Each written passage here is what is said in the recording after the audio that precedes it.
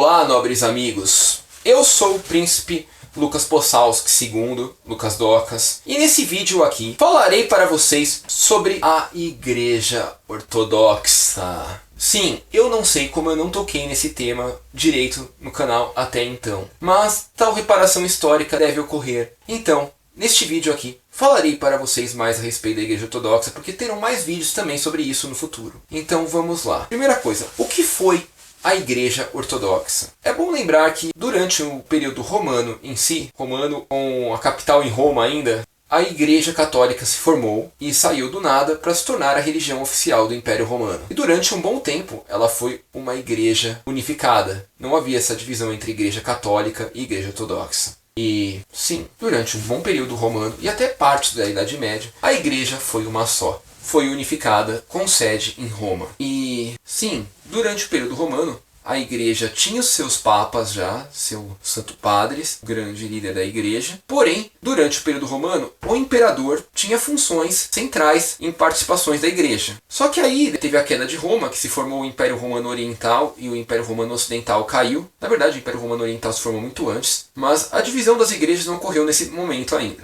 E sim, já no meio da Idade Média, porque ocorreu a queda de Roma e pouco tempo depois ocorreu a ascensão do Império Franco. E os imperadores francos não tinham nada de romanos em si. Eles até admiravam, até foram latinizados de cultura em alguns aspectos, mas eles não tinham nada do sangue dos antigos imperadores romanos em si. Enquanto o Império Romano Oriental ainda era capitaneado pelos descendentes de Roma, dos imperadores antigos de Júlio César e sua família. Só que certa vez, com o Império Franco se aproximando tanto de uma coisa que teoricamente não era dele na visão dos romanos orientais, os romanos orientais se revoltaram com a ideia de que não, um franco, um bárbaro não pode mandar na minha religião. Então, basicamente, o grande motivo do surgimento da Igreja Ortodoxa em si foi um rompimento com essa ideia de conviver com bárbaros, porque os romanos orientais ainda eram romanos, ainda pensavam como romanos. Embora provavelmente de genética eles fossem muito mais gregos do que romanos, gregos ou anatólios,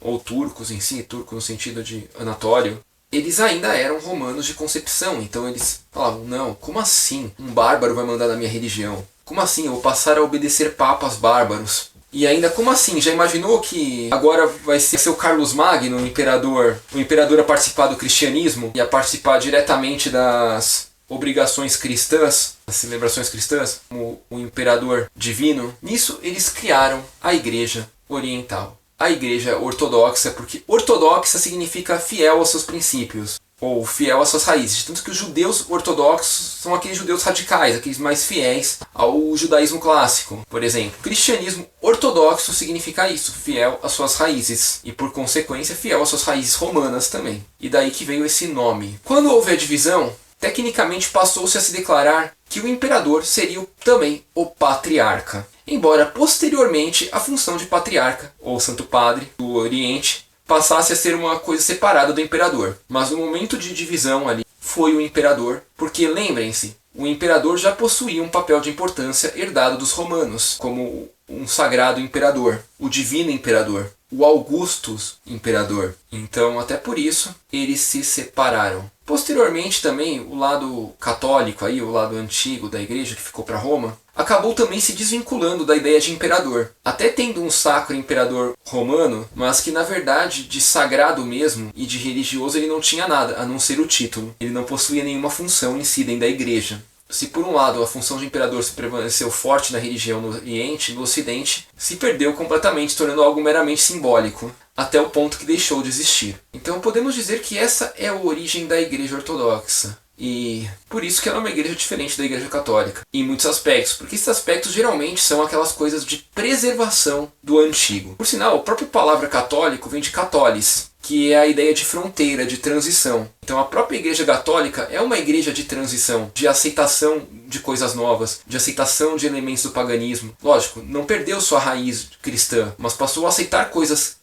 que antes não eram parte do cristianismo para poder fazer essa transição. Enquanto ortodoxa, é rígida, ela não mexe em nada que é tradicional dela. E eu diria que essa é a origem. Agora, existem muitos questionamentos a respeito da questão do patriarcado lá na Igreja Ortodoxa. E eu farei um segundo vídeo só para explicar isso. Esse vídeo eu deixei para explicar o que é a Igreja Ortodoxa, como aconteceu. Lógico, daí tem suas impressões históricas, afinal, quando eu falei de Carlos Magno em si, não precisava ser de Carlos Magno mesmo, mas houve uma treta diretamente relacionada ao fato do barbarismo e dos romanos ainda serem romanos. Muita gente gosta de atribuir a meras questões de poder nesse caso. Mas, sim, isso é uma questão de poder, sim. Porque quer queira ou quer não, se um romano aceitasse o mando de um bárbaro, na própria visão deles como romanos, eles estariam cedendo seus poderes. Mas não é realmente uma dominação direta em si. Sim, é uma questão de poder, mas uma questão de poder muito mais simbólica do que de um poder direto. Enfim, acho que é isso, nobres amigos. Espero que tenham gostado, espero que tenham compreendido. Se gostaram, por favor, deixem seu like.